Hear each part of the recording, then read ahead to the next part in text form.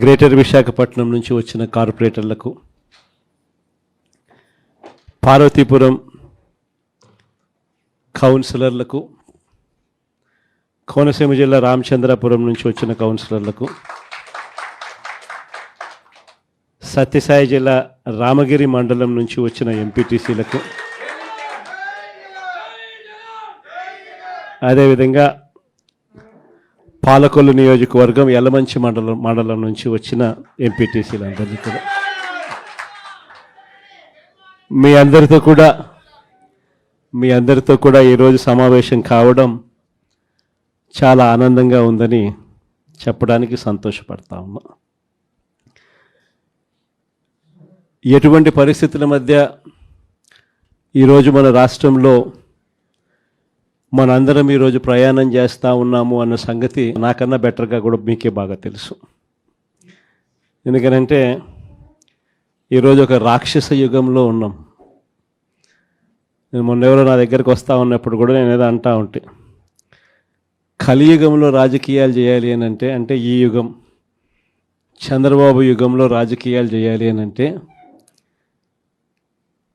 ఈ రాజకీయాలు చేసేటప్పుడు కేసులు వేస్తారు అనే భయం లేనప్పుడే రాజకీయాలు చేయగలుగుతాం. జైళ్ళకు పంపినా కానీ పర్వాలేదు చంద్రబాబు నిన్ను ఎదుర్కొంటామనే ధైర్యం ఉంటేనే రాజకీయాలు చేయగలుగుతాం. అలా ఉండగలిగిన తెగువ ఎవరికైనా ఉంటేనే రాజకీయాల్లో ఉండగలగాలి, చేయగలగాలి అనేది మాత్రమే ఈ కలియుగంలో మనం నేర్చుకుంటా ఉన్న పాఠం అని చెప్పి చెప్తా ఉంటాం. ఈరోజు నిజంగానే రాజకీయాలు అలానే తయారయ్యాయి. చంద్రబాబు నాయుడు ఈరోజు చేస్తూ ఉన్న రాజకీయంలో కనీసం 1% కూడా మనం ఆ రోజుల్లో ఎప్పుడు చేయలే. ఆ రోజుల్లో మనం ఏ ఒక్కరికి కూడా ఇబ్బంది జరగకూడదు అనే ఆలోచనలు చేశాం. ఇన్ఫ్యాక్ట్ నాకు బాగా గుర్తుంది, తాడిపత్రి మున్సిపల్ ఎలక్షన్లు జరుగుతూ ఉన్నాయి. మనం రాష్ట్ర వ్యాప్తంగా మున్సిపాలిటీలన్నీ మనం స్వీప్ చేసినాం. రాష్ట్ర వ్యాప్తంగా జెడ్పీటీసీలు స్వీప్ చేసినాం, ఎంపీటీసీలు స్వీప్ చేసినాం, సర్పంచ్ స్థానాలు స్వీప్ చేసినాం. మున్సిపల్ ఎలక్షన్లలో కూడా మనం ఓడిపోయింది బహుశా రాష్ట్ర వ్యాప్తంగా ఒక 2 మున్సిపాలిటీలు మనం ఓడిపోయినాం. అందులో తాడిపత్రి ఒకటి. వాళ్ళకు 18, మనకు 16. కేవలం వాళ్ళకు తేడా 2. మన ఎమ్మెల్యే వండుకొని అన్న 2 తేడా ఎత్తేద్దామన్నాడు. ఆ రోజు నాకు బాగా గుర్తుంది. అదే నేను ఒప్పుకోలా.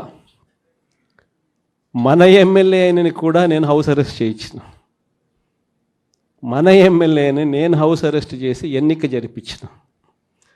జరిపించి తాడిపత్రి మున్సిపాలిటీ సవ్యంగా జరిగించి చివరిగా తెలుగుదేశం 18 వాళ్లకు, 16 మనకు న్యాయబద్ధంగా ప్రజాస్వామ్యబద్ధంగా ఎన్నిక జరిగింది ఆ రోజు.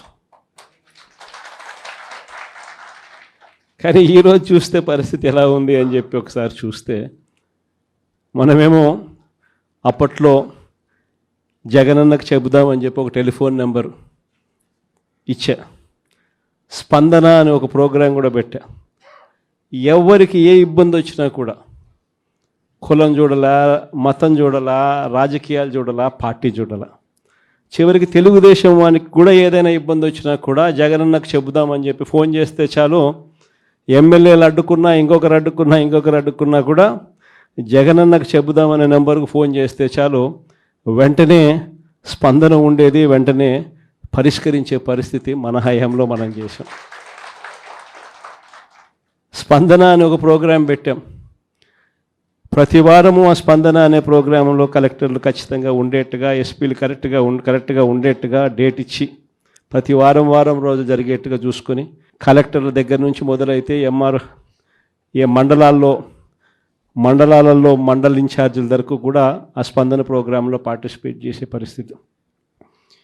ఎవరికి ఏ సమస్య వచ్చినా కూడా స్పందనలో చెప్తే ఆ సమస్య పరిష్కారం అయ్యేదాకా డైరెక్ట్గా సీఎంఓ పర్సూ చేసి ఎందుకు ఈ సమస్య పరిష్కారం కావడం లేదు అని చెప్పి అడిగే పరిస్థితిలో మన పాలన చేసాం. అత్యధికంగా ఆ పొద్దు సాల్వ్ అయింది తెలుగుదేశం పార్టీ వాళ్ళకి సంబంధించిన సమస్యలే.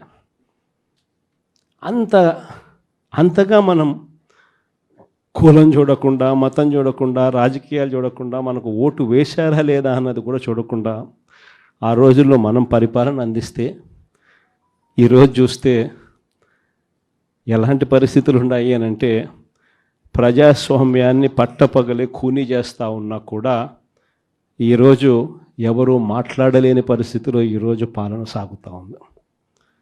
ఇలాంటి పరిస్థితుల్లో ఈరోజు మనం రాజకీయాలు చేస్తూ ఉన్నాం. ఈరోజు మొన్ననే చూసాం తిరువూరు ఎన్నిక, ఇప్పుడు కూడా జరుగుతూ ఉంది. ఇన్ఫ్యాక్ట్ తిరువూరు ఎన్నిక చూస్తే ఆశ్చర్యం కలిగించే నెంబర్సు. ఎందుకు ఎన్నికలు చేస్తూ ఉన్నారో కూడా ఎవరికి అర్థం కాదు. అక్కడ తిరువూరు పరిస్థితి ఏమిటి అని అంటే 17 వైఎస్ఆర్సీపీ గెలిస్తే 20లో 3 టీడీపీ. మా తెలుగుదేశం పార్టీ ఎక్కడ గెలుస్తుంది, ఎందుకు గెలుస్తుంది, అసలు పోటీ ఎందుకు పెడతా ఉన్నారు? అయినా దాన్ని కూడా లాగేసుకోవాలి అని చెప్పి తాపత్రయంతో బలవంతం చేసి ప్రలోభాలు పెట్టి 17 మందిలో నుంచి ఒక 5 మందిని లాక్కొని చివరికి వైసీపీ 12, తెలుగుదేశం పార్టీ 8కి వచ్చినారు. అక్కడ కూడా ఆ ఎన్నిక కూడా ఇప్పటికీ మెజారిటీ మనమే కాబట్టి ఎన్నిక ఎప్పుడైనా మనమే గెలవాలి. ఆ ఎన్నిక కూడా జరగకోకుండా ఏకంగా పోలీసుల ఆధ్వర్యంలో ఎన్నిక ఆపుతూ ఉన్నారు. మన వాళ్ళందరినీ హౌస్ అరెస్టు, వాళ్ళందరినీ రోడ్ల మీదకి తీసుకొచ్చి నిలబెట్టినారు. ఈరోజు హౌస్ మోషన్, కోర్టులో హౌస్ మోషన్ ఈరోజు మనం మూవ్ చేసి ఈరోజు ఆ ఎన్నికకి సంబంధించి ప్రొటెక్షన్ ఇచ్చి పోలీసు వాళ్ళని తీసుకొని పోయి ఎన్నిక జరిపించమని చెప్పి కోర్టులు చెప్తే ఆ ఎన్నిక జరుగుతుందో జరగదో కూడా ఇంకా తెలియదు.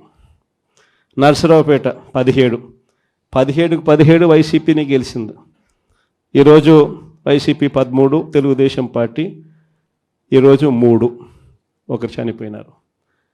సో ముగ్గురే ఉన్నప్పుడు, ఇప్పటికీ మనకి మెజారిటీ ఉన్నప్పుడు తెలుగుదేశం పార్టీ ఏ రకంగా గెలుస్తుంది?